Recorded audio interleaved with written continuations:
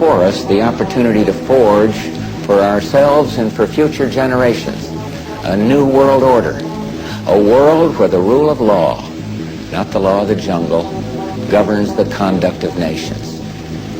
When we are successful, and we will be, we have a real chance at this new world order, an order in which a credible United Nations can use its peacekeeping role to fulfill the promise and vision of the UN's founders.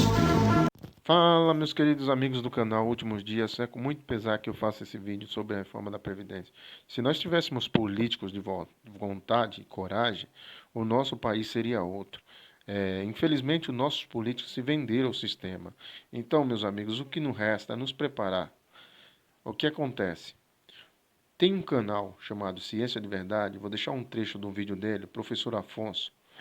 Ele explica se os políticos brasileiros, na verdade, fossem honestos, homens de verdade, faria o quê? A respeito do nióbio, ele vai dar uma explicação e você vai ficar com o restante do vídeo. Valeu, galera! Tá, quem sabe? Eu fiz umas continhas. Vamos lá. Este aqui é o PIB do mundo, indicando o PIB por país. Então, os Estados Unidos tem 22% do PIB do planeta, a China 13%, o Japão, aquela ilhazinha, 6%, a Alemanha, os produtores de cerveja de Mercedes, tem 5%, o Reino Unido tem 4%, e a França, produtor de vinho e turismo, tem 4% do PIB do mundo. E o Brasil, do tamanho de um continente, trocentas vezes maior que a França, que também produz vinho e também tem turismo, e além disso tem minério de ferro, tem ouro e tem tudo mais, tem 3% do PIB do mundo. Ou seja, o Brasil hoje é menor do que a França, ok? A produtora de vinho, de turismo, tá? Que está agora inundada de baderneiros. A França tem 4% do PIB do planeta. E o Brasil, do tamanho de um continente, com tudo quanto é minério possível, água potável, Amazonas, tudo, tem 3% do PIB do mundo. Ok. Agora, vamos pegar o mito. Tá? O Bolsonaro está reclamando o seguinte. Tem uma reserva indígena no Brasil chamada Morro dos Seis Lagos. Tá? No município de São Gabriel da Cachoeira, no Amazonas. A CPRM, que é o Serviço Geológico Brasileiro, disse que em Seis Lagos pode ter uma reserva mineral com presença de nióbio com até 2,8 bilhões de toneladas. Então a gente agora vai pegar esse 2,8 bilhões de toneladas e vamos colocar ela a 15 mil dólares por tonelada. Só uma continha. Olha só, se a gente fizer isso e acrescentar isso no nosso PIB, o que muda? Então, olha só. Este azulzinho pequeno que está atrás da França, que é esse verdinho, é o Brasil hoje, com 3% do PIB do mundo. Se a gente incluir só uma reserva de nióbio, essa que está numa reserva indígena, está inexplorada.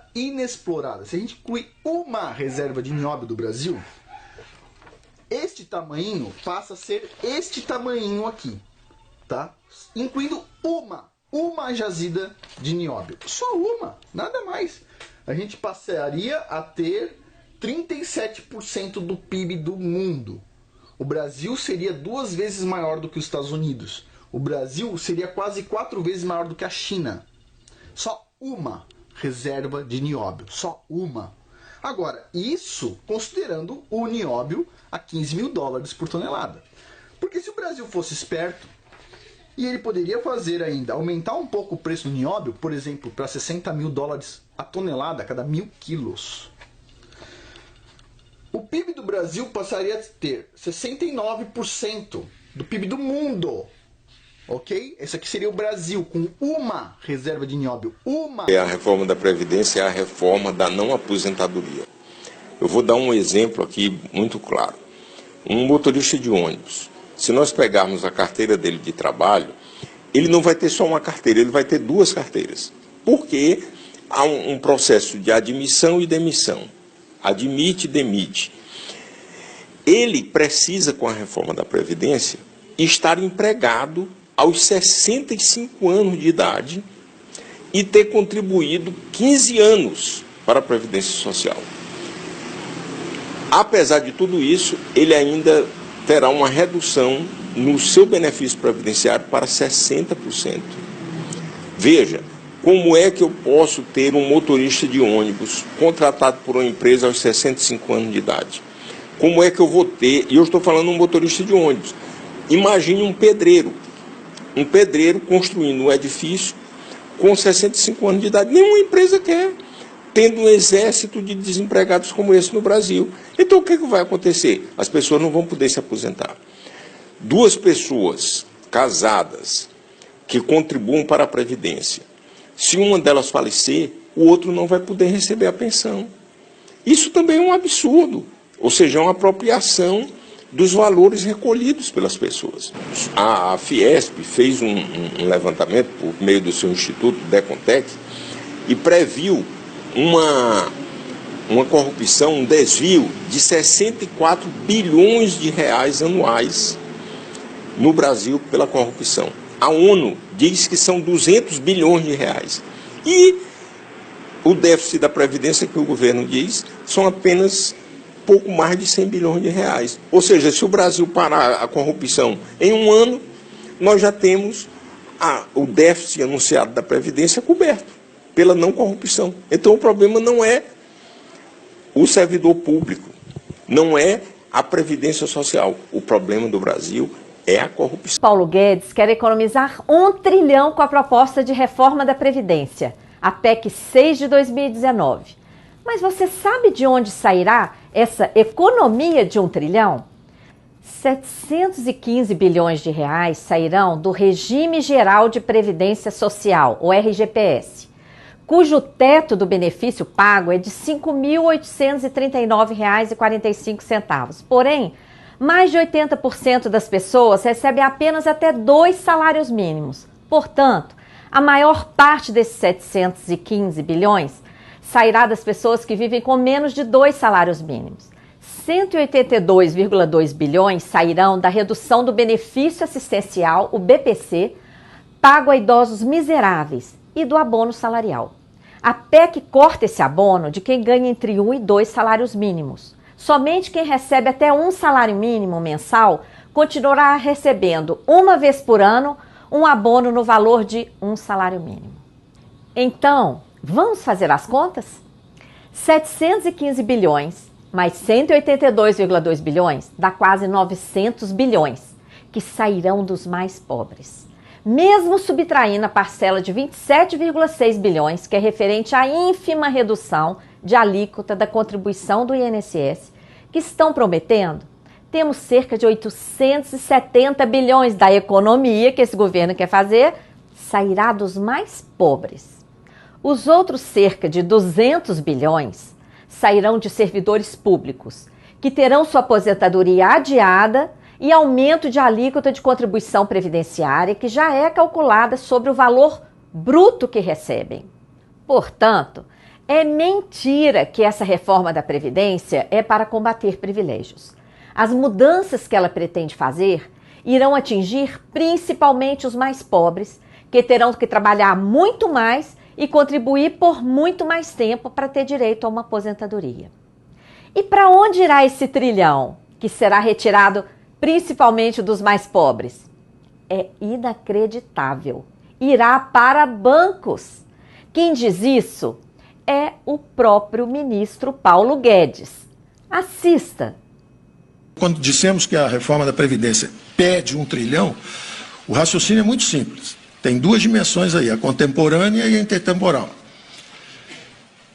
Precisamos de 1 trilhão para ter potência fiscal suficiente para pagar uma transição em direção ao regime de capitalização.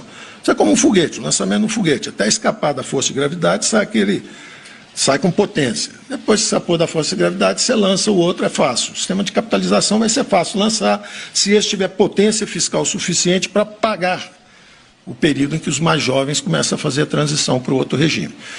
Então isso está bem desenhado, está bem simulado e por isso que a gente precisa de 1 trilhão. Entendeu? Aquele trilhão que vai deixar de chegar nas mãos das pessoas em aposentadorias, pensões e demais benefícios pagos a inválidos, desempregados, doentes, etc., irá ser entregue a bancos para financiar parte do tal regime de capitalização que está dando errado no mundo todo e que só favorece o setor financeiro, pois provoca enorme rombo às contas públicas, deixa a classe trabalhadora completamente sem amparo, pois não há garantia alguma de que receberá qualquer benefício futuro. Não se deixe enganar. O trilhão será retirado dos mais pobres e beneficiará bancos, como o próprio ministro Guedes confessou. Pressione deputados e deputadas para rejeitar essa PEC 6 de 2019. Queria fazer um desafio, uma convocação para essa turma que está a favor da reforma da Previdência, que eles abrissem mão do regime especial. Grande parte dos deputados que são pró-reforma já garantiram a mamata deles. Então é muito fácil vir aqui tentar empurrar a goela abaixo do trabalhador brasileiro uma reforma da Previdência que prejudica o professor, que prejudica o trabalhador rural, que prejudica a maioria da população brasileira, depois de garantir sua boquinha. Né, depois de garantir sua mamata. E o que a gente tem visto nos discursos é uma tentativa de inversão. E eu posso falar isso, eu tenho legitimidade e autoridade para falar isso, porque eu renunciei à aposentadoria especial. Eu não vou receber a aposentadoria especial. Agora me chama a atenção ver que grande parte dos deputados que defendem a reforma não abriram mão da aposentadoria especial e tentam inverter os debates. Tentam inverter, dizendo que quem está contra a reforma é que está legislando em causa própria. Como se a reforma não acaba com a nossa aposentadoria? Vamos falar a verdade para o povo brasileiro. Vamos contar lá nas ruas que a mamata aqui continua, que não está mexendo no nosso bolso. Que quem está abrindo mão como eu estou abrindo é porque eu quero. Eu não sou obrigado. E aí eu vejo a tentativa de criminalizar quem vota contra a reforma. Hoje, senhor presidente, a gente não pode falar em ser contra a reforma que já vem alguém. Ah, mas você está defendendo seus próprios interesses. Você está com medo de acabar com seus privilégios. Que privilégio?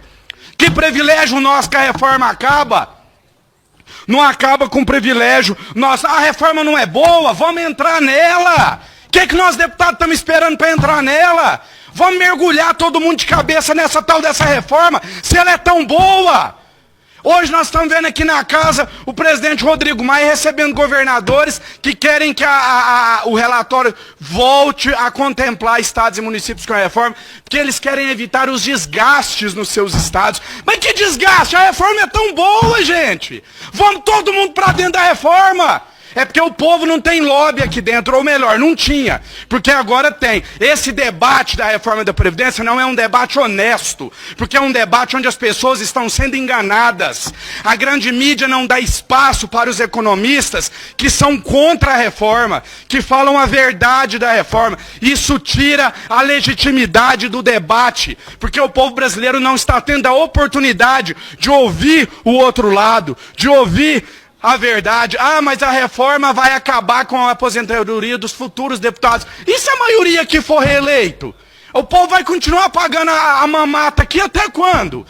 E os deputados que já tiveram mandato e agora podem voltar na próxima legislatura, que também não vão ser atingidos com a reforma. Se ela é tão boa, vamos entrar todo mundo nela. Eu sou um grande crítico do Partido Novo, e quem me acompanha aqui nessa casa sabe disso. Mas eu tenho que dar o braço a torcer, e eu digo isso sem nenhum tipo de ironia. Que pelo menos é um partido honesto no debate. Ninguém aqui está sendo enganado que o Partido Novo está aqui dentro para defender banqueiro. Eles são corajosos. Pelo menos eles não mentem para a população brasileira. Né? Teve duas questões aqui que eu admirei, não a atitude, óbvio, mas a coragem. Né? Um dos acertos do relator foi incluir o aumento da taxação dos bancos. O Partido Novo teve coragem de sair publicamente em defesa dos banqueiros. O Partido Novo teve coragem. Ontem eu ouvi aqui, eu fiquei estarrecido, um deputado do Partido Novo dizendo que o FAT não deveria nem existir. Então, pelo menos eles são corajosos, pelo menos o debate é honesto.